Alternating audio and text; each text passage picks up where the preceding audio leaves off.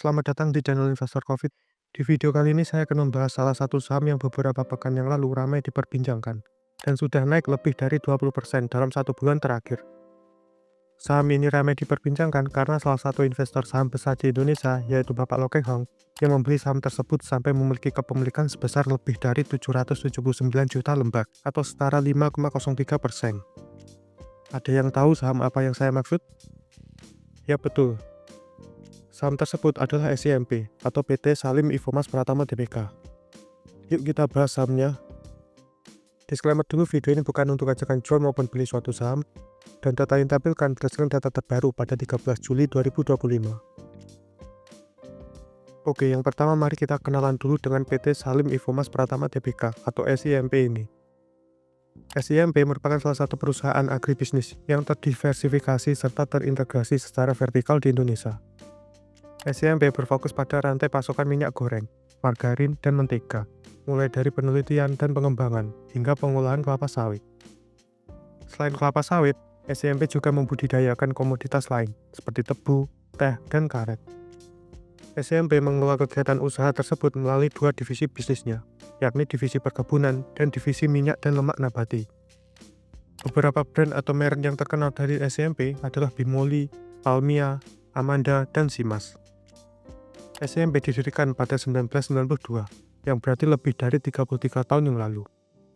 Kemudian pada tahun 1997 menjadi bagian dari grup Indofood. SIMP melakukan IPO pada 9 Juni 2011, dan saat ini memiliki market cap sebesar 8,13 triliun. Wilayah operasional, perkebunan, serta pabrik yang dimiliki SIMP tersebar di beberapa pulau besar di Indonesia, yakni ada di Sumatera, Jawa, Kalimantan, dan Sulawesi. Per kuartal 4 2024, jumlah lahan tertanam inti SIMP seluas 288.649 hektar.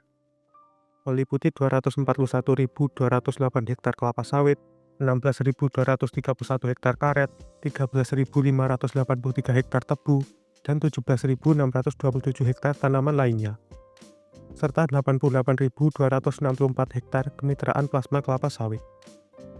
Kemudian mengenai pemegang saham mayoritas atau pengendali SIMP adalah Indofood Agri Resources Limited dengan kepemilikan sebesar 73,46%. Perusahaan tersebut 73,67% dimiliki oleh PT Indofood Sukses Makmur Tbk atau INDF. Serta INDF sendiri memiliki 6,68% kepemilikan saham SIMP secara langsung. Induk dari INDF yang merupakan pengendali SIMP adalah First Pacific Company Limited. Perusahaan tersebut tercatat di Bursa Efek Hong Kong, dan Bapak Antoni Salim memiliki kepentingan serta pemegang kendali secara tidak langsung. Kemudian pemegang saham SIMP lainnya adalah masyarakat atau publik sebesar 19,86%. Dari 19,86% porsi publik tersebut, 0,31% dimiliki oleh PT Bina Magna, 0,01% dimiliki oleh manajemen, dan 5,03% dimiliki oleh Bapak Lo Keng Hong. Pada keterbukaan informasi bursa, ternyata Bapak Lo Keng Hong terus menambah kepemilikan saham SIMP, yang bahkan harga pembeliannya di atas Rp430.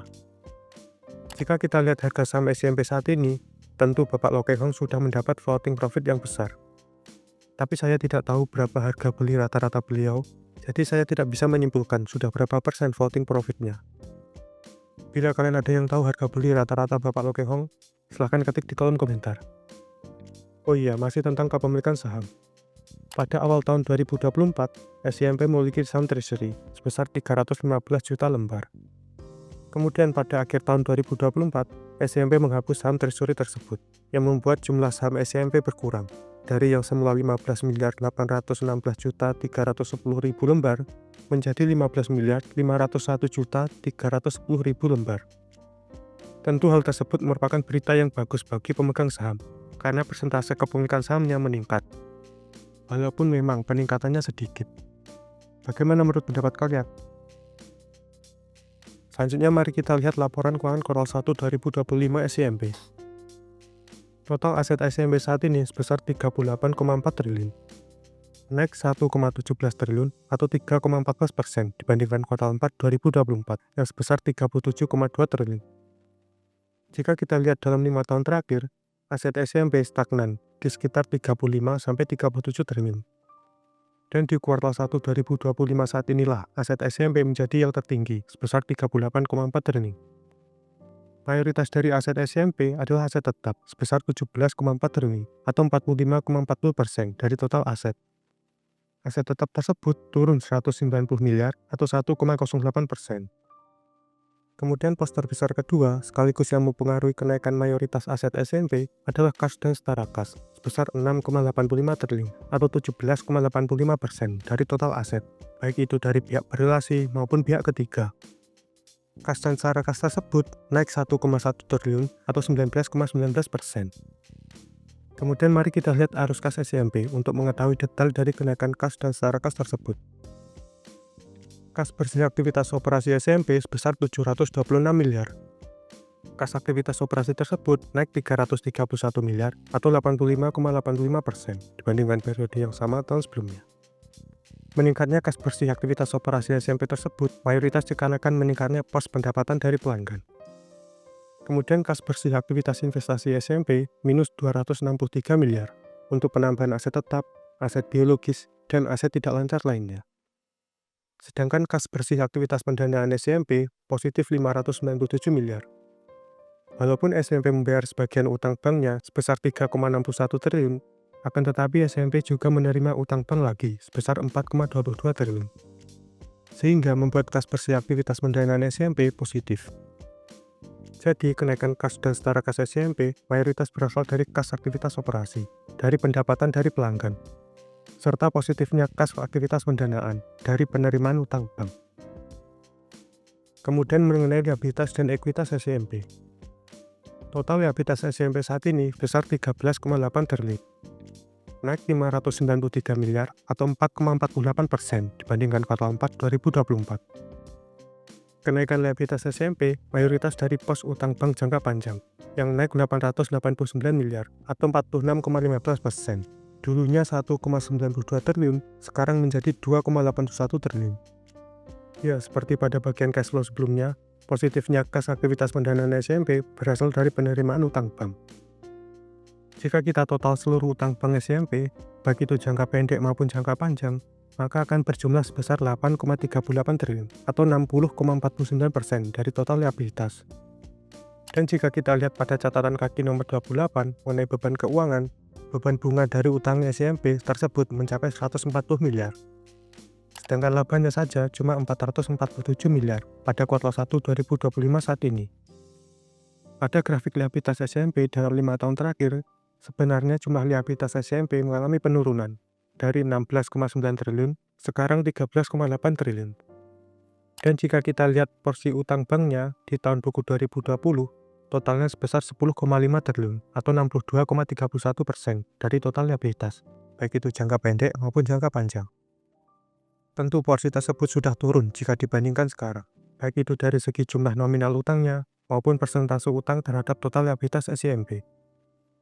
Jadi bagaimana menurut pendapat kalian mengenai utang bank SMP sebelumnya? Walaupun memang semua utang atau pinjaman tersebut untuk modal kerja perusahaan. Dan jika kita bandingkan liabilitas jangka pendek yang sebesar 8,86 triliun dengan aset lancar SMP yang sebesar 14,5 triliun, maka bisa dibilang aman-aman saja. Sementara itu, ekuitas SMP saat ini sebesar 19,1 triliun. Naik 447 miliar atau 2,39% dibandingkan kuartal 4 2024. Ekuitas yang naik dikarenakan meningkatnya saldo laba yang belum ditentukan penggunaannya. Kemudian mengenai pendapatan dan laba SMP. Pendapatan dari kontrak dengan pelanggan SMP kuartal 1 2025 sebesar 4,81 triliun. Naik 1,07 triliun atau 28,60% dibandingkan periode yang sama tahun sebelumnya. Sedangkan labanya sebesar 447 miliar, naik 140 miliar atau 45,47%. Pendapatan dan laba SMP naik banyak, khususnya laba SMP yang naik hampir setengah kali lipat. Laba SMP yang naik tentu mayoritas dikarenakan naiknya pendapatan. Jika kita lihat historis 5 tahun terakhir, pendapatan tertinggi terjadi pada tahun buku 2021 sebesar 19,6 triliun. Sedangkan laba tertinggi terjadi pada tahun buku 2024 sebesar 2,18 triliun. Jika kita setahunkan pendapatan dan laba SMP kuartal 1 2025 saat ini, maka pendapatannya akan sebesar 19,2 triliun. Lebih kecil jika dibandingkan laba tahun buku 2021, tapi masih besar dari tahun buku 2022 sampai 2024. Sedangkan labanya akan sebesar 1,79 triliun. Lebih kecil jika dibandingkan laba tahun buku 2024, tapi masih lebih besar jika dibandingkan laba tahun buku 2020 sampai 2023. Tapi pendapatan dan laba SMP tersebut bisa menjadi lebih besar atau lebih kecil, tergantung harga CPO atau harga minyak goreng di pasaran.